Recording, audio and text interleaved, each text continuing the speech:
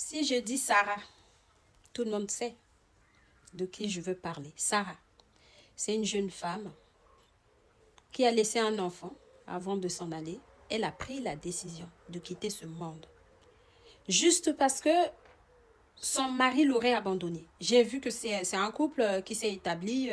Ils ont un enfant, ils se sont mariés. Un jeune couple d'ailleurs. Sarah qui dit, oh makambo salinga, au baby selinga vinanga.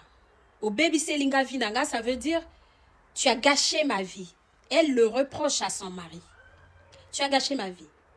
Attendez, elle n'a même pas 40 ans. Ce que je vois, de par ces images, et le garçon et la fille, ils n'ont même pas la quarantaine.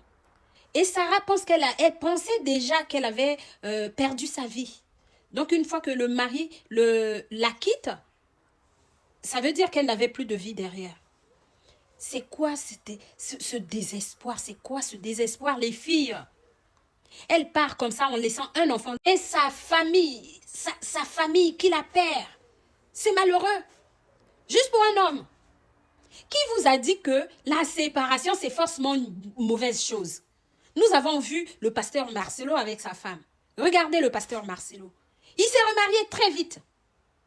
D'où tu peux penser que, si je me sépare avec mon mari, en fait, ma vie s'arrête. Pourquoi penser ça?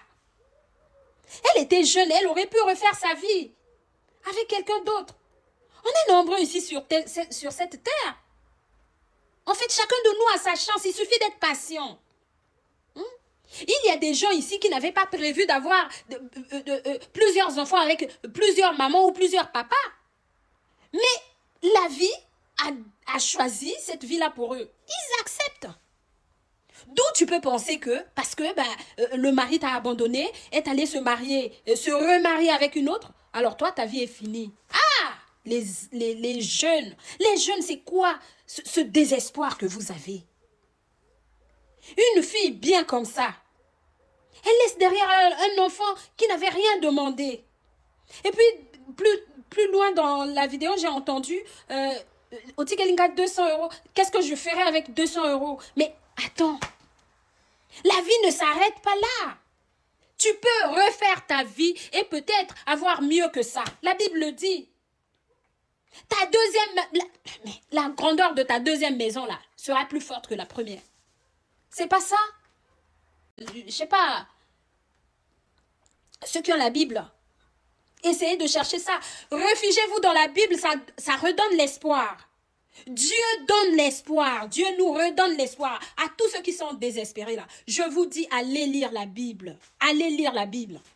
Même si tu ne vas pas la lire comme, pour mémoriser les versets, ce que moi je ne sais pas faire. Mais lis la Bible pour essayer de te ressourcer et de penser à venir. Oh mon Dieu. Quand j'ai vu cette vidéo, depuis quelques jours, je regarde ça, je dis, mon Dieu, regardez ça. Elle n'a pas pensé à sa mère, elle n'a pas pensé à son père, elle n'a pas pensé à ses frères et sœurs.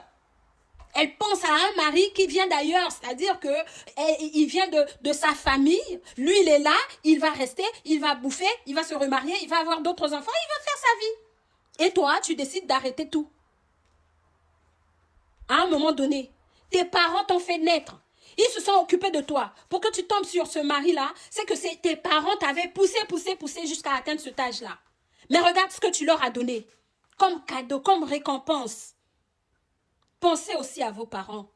Quand vous prenez des décisions de vie, pensez à vos parents qui vous ont tout donné. Les jeunes. C'est désespérant. Tolobate. Quand les parents parlent, quand nous autres là, nous venons pour vous donner des conseils, vous venez, elle est déjà partie. Oui, elle est partie. Mais à ceux qui restent, nous vous disons ceci. Gardez toujours espoir. Gardez l'espoir. L'espoir fait vivre, on dit ça. Ça te fera avancer, forcément. Il faut être patient. La patience. Nous autres, là, nous avons un bagage derrière. L'expérience, nous l'avons acquise où? Dans la vie. C'est-à-dire que ta vie, c'est une école. C'est en faisant des erreurs qu'on arrive à corriger les choses pour l'avenir.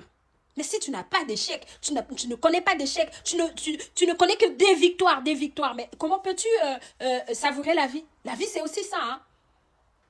D'échec à la victoire, tu peux te dire, oui, je suis forte, ou Dieu est avec moi. Pensez à vos parents. Moi, je ne lâcherai pas. Les gens viennent me dire là, parce que j'avais parlé d'une histoire, et ils n'ont pas compris le sens de ma pensée, ils sont venus me narguer. Mais moi, je ne lâcherai pas. Parce que nous, là, on a besoin de vous aussi. Lorsqu'on s'occupe de ces enfants, c'est pour pouvoir les voir grands demain, hein, plus grands que soi. Et c'est une fierté pour nous. Parce que tu as éduqué tes enfants, tu en as donné des valeurs et tout ça, et tu es fier. Alors, si on fabrique que des déprimés et des faibles de la vie, c'est malheureux, quoi. Oh, repose en paix.